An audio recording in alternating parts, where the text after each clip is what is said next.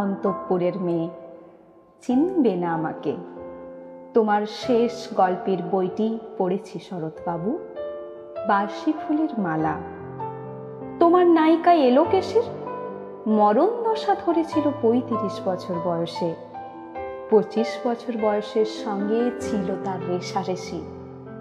দেখলেন তুমি মহদাসই বটে, জিতিয়ে দিলে তাকে। নিজের কথা বলি, বয়স আমার অল্প, একজনের মন ছুঁয়েছিল আমার এই কাঁচা বয়সের মায়া, তাই জেনে পুলক লাগতো আমার দেহে। ভুলে গিয়েছিলেন অত্যন্ত সাধারণ মেয়ে আমি। আমার মতো এমন আছে হাজার হাজার মেয়ে, অল্প বয়সের মন্ত্র তাদের যৌবনে। তোমাকে তো ভাই দিই, একটি সাধারণ মেয়ের গল্প লেখো তুমি। বড় দুঃখ তারও স্বভাবের গভীরে অসাধারণ যদি কিছু তলিয়ে থাকে কোথাও, কেমন করে প্রমাণ করবে সে? এমন কজন মেলে যারা তা ধরতে পারে। কাঁচা বয়সের জাদু লাগে ওদের চোখে, মন যায় না সত্যের খোঁজে, আমরা বিকিয়ে যাই মরীচিকার দামে। কথাটা কেন উঠল তা বলি। মনে করো তার নাম নরেশ। সে বলেছিল কেউ তার চোখে পড়েনি আমার মতো। এত বড় কথাটা বিশ্বাস করবো যে সাহস হয় না, না করবো যে এমন জোর কই। একদিন সে গেল বিলেতে, চিঠিপত্র পাই কখনো বা। মনে মনে ভাবি, রামু রামু, এত মেয়েও আছে সে দেশে, এত তাদের ঠেলাঠেলি ভিড়, আর তারা কি সবাই অসামান্য? এত বুদ্ধি, এত উজ্জ্বলতা, আর তারা সবাই কি আবিষ্কার করেছে এক নরেশ সেনকে, স্বদেশে যার পরিচয় চাপা ছিল 10-এর মধ্যে। গ্যালোমেলের চিঠিতে লিখেছে লিজির সঙ্গে গিয়েছিল সমুদ্রে নাইতে।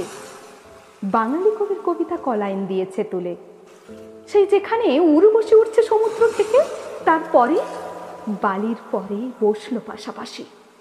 সামনে দুলছে নীল সমুদ্রের ঢেউ, আকাশে ছড়ানো নির্মল সূর্যালোক। লিজি তাকে খুব আস্তে আস্তে বললে, এই সেদিন তুমি এসেছো, 2 দিন পরে যাবে চলে। ঝিনুকের 2টি খোলা, মাঝখানটুকু ভরা থাক একটি নিরেট অশ্রুবিন্দু দিয়ে। দুর্লভ, মূল্যহীন। কথা বলবার কি অসামান্য ভঙ্গি। সেই সঙ্গে নরেশ লিখেছে, কথাগুলি যদি বানানো হয় দোষ কি? কিন্তু চমৎকার। হিরে বসানো সোনার ফুল কি সত্য? তবুও কি সত্য নয়? বুঝতেই পারছ, একটা তুলনার সংকেত ওর চিঠিতে অদৃশ্য কাঁটার মতো আমার বুকের কাছে বিধিয়ে দিয়ে জানাই, আমি অত্যন্ত সাধারণ মেয়ে। মূল্যবানকে পুরো মূল্য চুকিয়ে দিই এমন ধন নেই আমার হাতে। ওগো, না হয় তাই হলো, না হয় ঋণী রইলেম চিরজীবন। পায়ে পড়ি তোমার, একটা গল্প লেখো তুমি শরৎবাবু, নিতান্ত সাধারণ মেয়ের গল্প। যে দুর্ভাগিনীকে দূরের থেকে পাল্লা দিতে হয় অন্তত 5-7 জন অসামান্যার সঙ্গে, অর্থাৎ সপ্তরথিনীর মার। বুঝে নিয়েছি, আমার কপাল ভেঙেছে, হার হয়েছে আমার। কিন্তু তুমি যার কথা লিখবে তাকে জিতিয়ে দিও আমার হয়ে। পড়তে পড়তে বুক যেন উঠে ফুলে, ফুলচন্দন পড়ুক তোমার কলমের মুখে। তাকে নাম দিও মালতী। ওই নামটা আমার ধরা পড়বার ভয় নেই। এমন অনেক মালতী আছে বাংলাদেশে, তারা সবাই সামান্য মেয়ে। তারা ফরাসি জার্মান জানে না, কাঁদতে জানে। কি করে জিতিয়ে দেবে? উচ্চ তোমার মন, তোমার লেখনী মহিয়সী, তুমি হয়তো ওকে নিয়ে যাবে ত্যাগের পথে, দুঃখের চরমে শকুন্তলার মতো। দয়া করো আমাকে, নেমে এসো আমার সমতলে। বিছানায় শুয়ে শুয়ে রাত্রির অন্ধকারে দেবতার কাছে যে অসম্ভব বর মাগি, সে বর আমি পাবো না, কিন্তু পাই যেন তোমার নায়িকা। রাখো না কেন নরেশকে 7 বছর লন্ডনে, বারে বারে ফেল করুক তার পরীক্ষায়, আদরে থাক আপন উপাসিকা মণ্ডলীতে।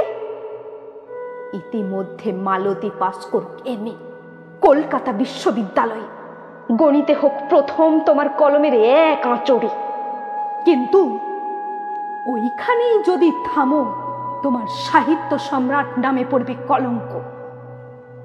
আমার দশা যাই হোক, খাটো করো না তোমার কল্পনা। তুমি তো কৃপণ নও বিধাতার মতো। মেয়েটাকে দাও পাঠিয়ে ইউরোপে, সেখানে যারা জ্ঞানী, যারা বিদ্বান, যারা বীর, যারা কবি, যারা শিল্পী, যারা রাজা দল বেঁধে আসুক ও চারদিকে, জ্যোতির্বিদের মতো আবিষ্কার করুক ওকে, শুধু বিদুষী বলে নয়, নারী বলে। ওর মধ্যে যে বিশ্ববিজয়ী জাদু আছে, ধরা পড়ুক তার রহস্য। মূঢ়ের দেশে নয়, যে দেশে আছে সমজদার, আছে দরদি, আছে ইংরেজ, জার্মান, ফরাসি। মালতীর সম্মানের জন্য সভা ডাকা হোক না, বড় বড় নামজাদার সভা। মনে করা যাক সেখানে বর্ষণ হচ্ছে মুষলধারে চাটুবাক্য, মাঝখান দিয়ে সে চলেছে অবহেলায়, ঢেউয়ের উপর দিয়ে যেন পালের নৌকো। ওর চোখ দেখে ওরা করছে কানাকানি, সবাই বলছে ভারতবর্ষের সজল মেঘ আর উজ্জ্বল রৌদ্র মিলেছে ওর মোহিনী দৃষ্টিতে।